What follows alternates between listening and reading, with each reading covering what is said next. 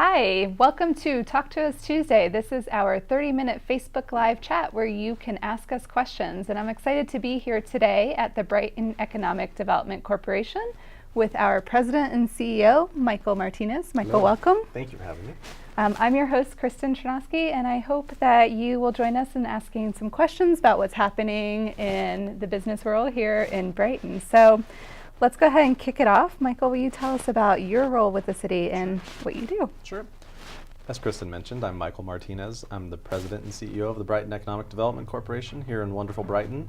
The Brighton Economic Development Corporation is a nonprofit that's made up of the public and private sector that furthers the business interests of the Brighton community. So we have representatives from both the city and the business community who help drive economic development policy here in Brighton, which is a pretty unique setup, but in my opinion, it's one of the best ways to affect economic development policy in a city. On a typical day, what we try to do here at the Brighton Economic Development Corporation is affect business retention, expansion, and attraction efforts. So the bottom line of economic development is we want to make sure that Brighton businesses grow in Brighton, thrive in Brighton, and folks who want to start a business in Brighton have the opportunity to do so through programming. So here at the EDC, me and my staff offer a variety of different types of programs, resources. We try to make connections to and for businesses, both for business-to-business opportunities as well as managing the relationship between the city and businesses who are working through the city's processes. So a lot of work goes on here day to day, but we're happy to represent this fine community, and we hope we're doing it well. Awesome. So speaking of that, last year you all started the Brighton Investment Program. Can you tell us a little bit about that program? Sure. The Brighton Investment Program was an idea that we had been working on for the past 2 or 3 years. In terms of economic development, there are a few different ways of looking at how we can affect the community. We can do a multitude of things. A lot of times in economic development, we tend to focus on larger businesses. So things that might happen out at the 76 Commerce Center or the Vestas type of businesses where we're affecting a large amount of land, creating a large amount of jobs and capital investment. Over the past few years, we've tried to take a different approach to economic development by refocusing on small businesses and the resources that we provide to small businesses. 90% of business in the United States is small business, and that's no different here in Brighton. Brighton really has a pillar of small businesses that have created our business community, so we think that it's important that we give back to small businesses and help to really round out how we provide services on an economic development level. So the Brighton Investment Program is an opportunity for us as a community to give back to the small businesses who make up the Brighton business community. We do that through offering programming related to workforce development, facade improvement, and capital purchases. So in partnership with the Brighton Urban Renewal Authority, if you're a small business in Brighton that has been in Brighton for the past 2 years and you are looking at improving your building or you're looking at improving your workforce, this program is aimed to do just that. So I know that recently you've been highlighting some of the businesses that have been a part of the program. Can you talk a little bit about some of those businesses and the successes? Sure. Again, the idea behind the program is that the city and the Economic Development Corporation, the Urban Renewal Authority, makes an investment to the businesses that in turn generates new economic growth or stimulates business growth. For example, one of the recipients of the grants were Something Brewery. Something used the grant money to increase the amount of beer that they could produce by buying a new still and a new production line. And through the investment that we made, they will realize roughly through the life of the still an additional $500,000 in revenue. That's generally over 10 years. But that money then goes back into the local economy. So the way the program works, it's a dollar for dollar match up to $10,000. So if a business is looking to purchase a piece of equipment, like the Something Brewery example, we would provide a 50% reimbursement to that business once they've completed the purchase or the project. But again, the bottom line is that it's going to increase either property values or economic development output. And in the case of Something Brewery, they've done just that, and it's already paid itself off. Additionally, on the same, speaking of breweries, we have also granted funds to Big Choice, they use their funds to put in the new pizza oven. So I'm sure that many of you who have been to Big Choice have have had an opportunity to try the pizza, and they do sandwiches there now. But again, that introduces another line of business, which then generates more tax dollars for the city. So the bottom line is we're increasing economic development output by providing this, as well as generating more wealth to businesses. Great. And I imagine that if a business is interested, they can go on your website Absolutely. and learn more? www.brightonedc.org will have more information and the parameters on how you in the business community can access these funds. Awesome. Again, we are live with our Brighton Economic Development Corporation President and CEO, Michael Martinez. So if you have questions for him, feel free to leave them. And it looks like we have our first question that's come in. This is from Austin, and he would like to know, how do you plan to balance development and growth in Brighton with protecting our wildlands? No, that's a good question. Each municipality has a different idea of how we balance growth and what we do to try to affect growth. Here in Brighton, we have the Be Brighton Comprehensive Plan, which is something that the city spent a lot of hours putting together over the past few years. And that's kind of the guiding document that we use to balance how we affect growth and in which areas we affect growth. Of course, the city of Brighton, being an agricultural city and has been throughout its history, is important to us. I mean, me as a person who I see myself as a salesman of a community, so to speak, we really value that, and we use that as something that as a sales point of the city. And so we want to make sure that we keep the integrity of our ag lands because, again, that's something that we use to sell the city. And so the city has done a great job of using funds to buy open space, to promote the new ag district that we have, and allow us to still focus on development in areas that we want to see developed, like the Prairie Center, like areas closer to 50th and Bridge, but maintaining the ag feel that we've had as a community for the past 120 years, and that's not going to change. You know, it's our intention to build the best, most responsible community, and I think that in terms of being responsible, that also means balance. And so it's interesting because, you know, as development happens in the northeast corridor of the Denver metro area, of course, everything is starting to fill out. But as a community, the fact that the city of Brighton has invested so much money into preserving land, I think says a lot about how we view continuing to keep some of the ag land and open space that we have from development. Great. It's a lot of good information. And so I want to kind of change subjects a little bit, but each year Brighton EDC attends the International Council of Shopping Centers, which is coming up very soon in Las Vegas. What's the goal of this conference, and why is it so important for Brighton to be represented?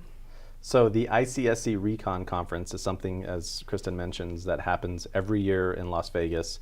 And it's an opportunity for cities, municipalities to meet with developers and really everybody who is in the retail space to promote their communities and try to affect retail attraction. So something that we do every year and that we've done for the past, since I've been here the last 5 years and beyond that, is go to the trade show to promote the opportunities that we have in Brighton. So we meet with developers and representatives from basically every company that you can think of, every business that you can think of that might have an opportunity to grow in Brighton or start a new business in Brighton or expand a location in Brighton. We've had a lot of success over the past few years in attraction efforts, and I think that a few of the businesses that will be coming out of the ground this year are directly in response to some of the conversations that we've had out there. But more so, it just gives us an opportunity on a larger scale to meet with national retailers, to meet with folks who might not be as familiar with Brighton as some of the local restaurant and retail groups are, to promote the development opportunities that we have out there. It's a lot of work. If anybody has been to the convention center in Las Vegas, it's tremendously big. And we walk the convention center in 2 or 3 straight days, and by the time we get back, we're exhausted, but it's well worth it because, again, it gives us an opportunity on a different scale to promote Brighton and the opportunities here. Awesome. So we have another question that's come in from Robert, and Michael, I don't know if you'll be able to answer this, but maybe you could give some information. But Robert would like to know, how many pot growing facilities are you going to allow? So The city of Brighton has a moratorium on marijuana and cannabis related activities. And so at this point, we don't have any commercial growing facilities. And I mean, that would be something that city council has to take up. So that's out of my purview. Again, I can't answer that because it's not something that we're currently focused on because of the moratorium. Once council gives more direction on that, then, again, we as a community try to make sure we balance everything. But at this time, we don't have any facilities or any commercial cannabis operations here within the city of Brighton. And I personally don't see that changing in the near future, but that's something for our city council to discuss and ultimately make the decision on. Great, thank you. Again, if you have questions for Michael, please feel free to leave them. We'll try and get to as many as we can. And if we happen to miss you while we're live, still feel free to leave your question and we will get back to you as soon as we can. So you mentioned when you've attended some of the past conferences that some of these businesses that you've met with are coming to light now. So can you talk about what businesses our community might see in the near future? Sure. We, again, have been working on and going to trade shows like the ICSE Recon Show and other trade shows or opportunities we have to promote Brighton. We've seen a good amount of interest in Brighton. A lot of the businesses like Red Robin and Old Chicago have come from opportunities like ICSE Recon. One that we are working on currently is the Texas Roadhouse that will potentially be out at Prairie Center. We're pretty close to getting that to the finish line, and so we're excited for that opportunity. There are a number of other restaurants in the same general vicinity as where Texas Roadhouse will be that we're currently working with too, and again, going to a trade show this coming week. We hope to finalize some of those deals. So there's a lot of activity happening, a lot that we're currently working on that aren't complete deals, but a lot of interesting, exciting things that Brighton residents have been asking for a long time, and we'll continue to pursue those things. We get a lot of feedback from the community, and so we understand there is a significant need and desire for a lot of different restaurants and retailers, and we try to facilitate every request, and so we're actively pursuing that. But again, I think that some of the things coming up, especially at Prairie Center and in the area generally around 50th and Bridge, you'll see a lot of new business activity that should be a good addition to the businesses we have in Brighton. So I know you get this question a lot, we get it a lot. Why can't we have XYZ business in Brighton? So tell us about the process of attracting and how that comes to fruition. Absolutely, and it's not for a lack of trying. As I mentioned, we pursue opportunities daily, weekly, monthly. And so every retailer, I can honestly say that every retailer that is in the Denver metro area and beyond knows about the opportunities in Brighton through our efforts, and we actively pursue them. But in terms of retail development and restaurant development, there's a lot more to it than us just promoting the opportunities. Typically what happens is a group of national site selectors will determine the general locations of where a restaurant or a retailer might want to locate. And then they look at things like demographics. How many people are within 1 mile, 3 mile, 5 miles of the potential location? What's the average median income of the area? How many visits they might see via traffic? So what's the traffic patterns in an area? There's so much that goes into it. And of course, Brighton being a town of around 40,000 residents, we're not quite as big as a Thornton. So we don't generally see a lot of the same activity initially, but that's where we come in. It's up to us to tell the story, and that's really what economic development is about, is telling the compelling story that is Brighton, so that restaurants know that we're not just a town of 40,000 residents, that our trade area is much larger than that. I mean, we're really the largest city coming down into Colorado from I-76, and so that has significant advantages. The fact that we have a large amount of folks and a large amount of growth both south and west of us tells a different story as well than what you just see on a map. So it's not always as easy as saying, hey, restaurant X or retailer X come to Brighton. There's a lot more that goes into it, and ultimately it's a business decision. So the city itself doesn't control a lot of the areas, like Prairie Center, for example. So we don't own the land. We can't affect the types of uses that go on the land.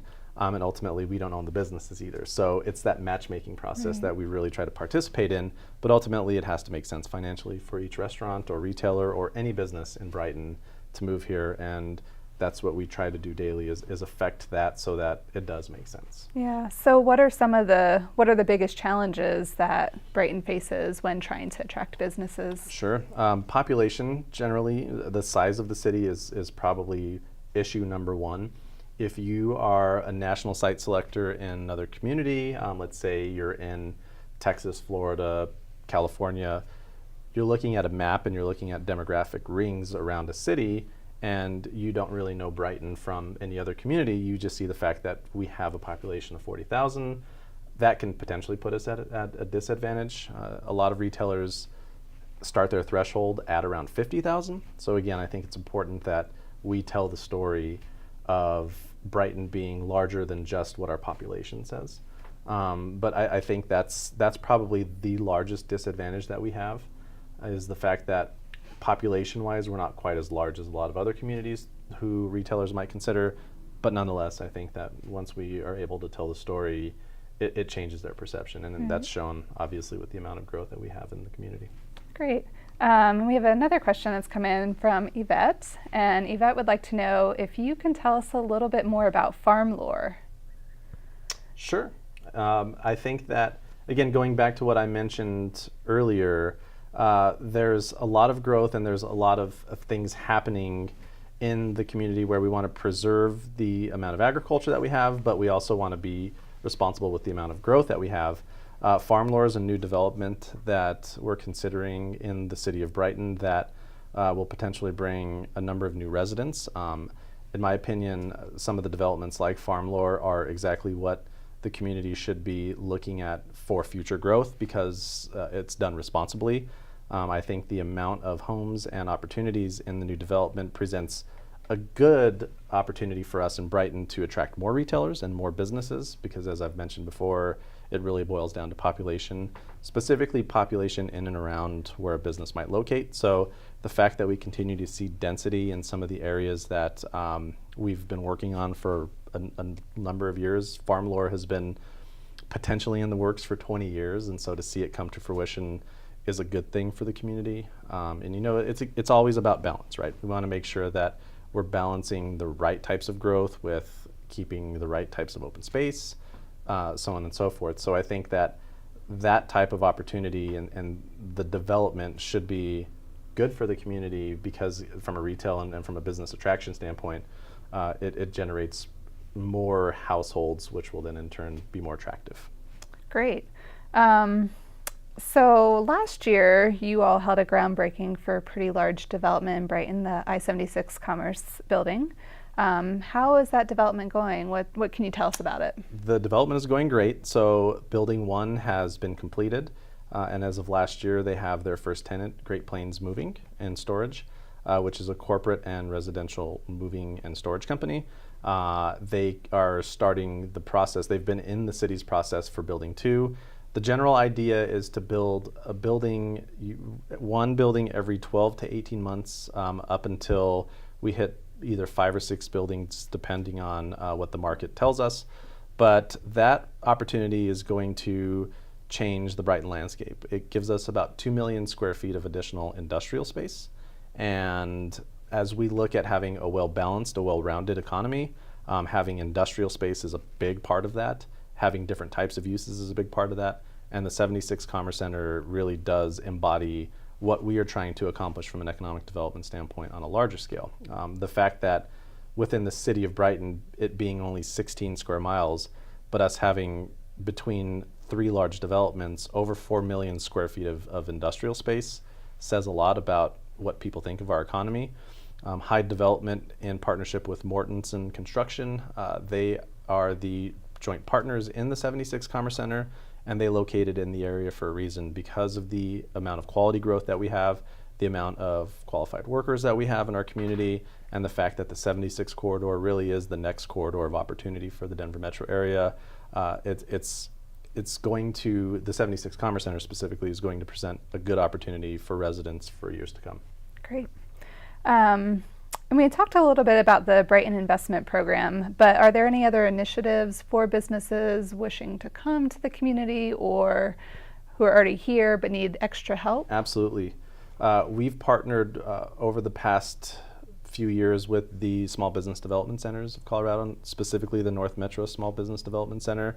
And we offer a lot of different programming via our partnership with the Small Business Development Center. So if you're an entrepreneur looking for business assistance, we can help you there. If you're a business already in Brighton looking for access to additional capital, access to business resources, marketing opportunities, whatever it may be, the Brighton Economic Development Corporation, in partnership with the SBDC, has resources for every size of business. If you're a large business looking to locate or relocate into Brighton, we can help you with that as well. So, and that's really the bottom line of the work that we do here, is to try to create those connections.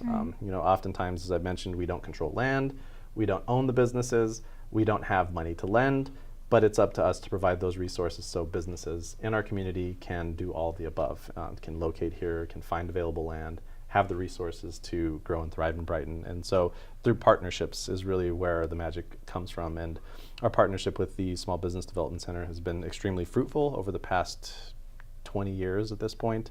And we look forward to continuing that partnership by creating new programs and services, along with partnerships like what we have with the Brighton Chamber, where we again support the business-to-business activities and help promote their opportunities and make sure that their businesses grow and thrive in Brighton. So a couple weeks ago, you all held a bus tour around the community. Can you talk a little bit about that and Sure. some of the trends that you're seeing in general in the community? Sure. We held a bus tour. We've done this a couple times over the past 2 or 3 years. The bus tour gives us an opportunity to promote everything that's happening in our community, and give folks an opportunity, especially folks who are in the real estate community, to understand what developments are happening where. Oftentimes, you'll see a development pop up in the community. You don't really know what that is. You don't have a lot of context about it. So 3 years ago, we started our Brighton bus tours, and we've done a few since then. And again, it gives folks an opportunity to learn more about the community, learn more about what's planned, what's coming to the community, and how we as a city and economic development help to either affect the types of growth that they want to see or give a better idea of what's going to happen within a certain area. But it really is a great opportunity for us to interact with different types of individuals who are curious about what's happening in the community, and give real context to things happening as you drive by it, to see what's popping out of the ground, and what might come from nothing at this point. So it's really cool. Nice. It's a good opportunity. We're about to run out of time, but I did want to ask you one more question, and that is, what can residents do to help attract certain businesses that they want to come here? Sure. It's definitely a team effort here. So, a lot of times retailers will come to a community based on the amount of input they receive from residents. So you as a resident, if you want a specific type of retail or restaurant, I encourage you to get on social media, to email, to find any way to correspond with the specific retailer or restaurant that you're interested in. The more that they hear from the community, the more it's top of mind for their real estate folks, and the easier it is for us to have those conversations because they already know that there is a will to be in Brighton. So we encourage you to actively participate in any way you can. Social media generally is the easiest way to do that, but email works as well. Any way that you can get involved, we certainly appreciate it. Great. Anything else that we missed that you want to make sure the community knows? I think Brighton is, obviously we're one of the fastest growing communities in the Denver metro area, and we're doing it the right way. I think that the city has a real sense of responsibility when it comes to the types of development and growth that we're trying to encourage. And so I'm very pleased to be a part of the type of responsible growth that I think we're experiencing in Brighton. And we hope that we're providing businesses with the right resources, but also helping to encourage the type of responsible growth that you as the business community and the community at large want to see in your community. So happy to be a part of it and certainly thankful for the opportunity to do so. Great. Thank you so much. That was a lot of good information My about pleasure. how Thank you businesses for get having me. here and what we have in store for the future. If you missed us live, do feel free to still leave your questions for us, and we will get back to you as soon as we can. Thank you for joining us for another edition of Talk to Us Tuesday, and we will be back next month. Thank you.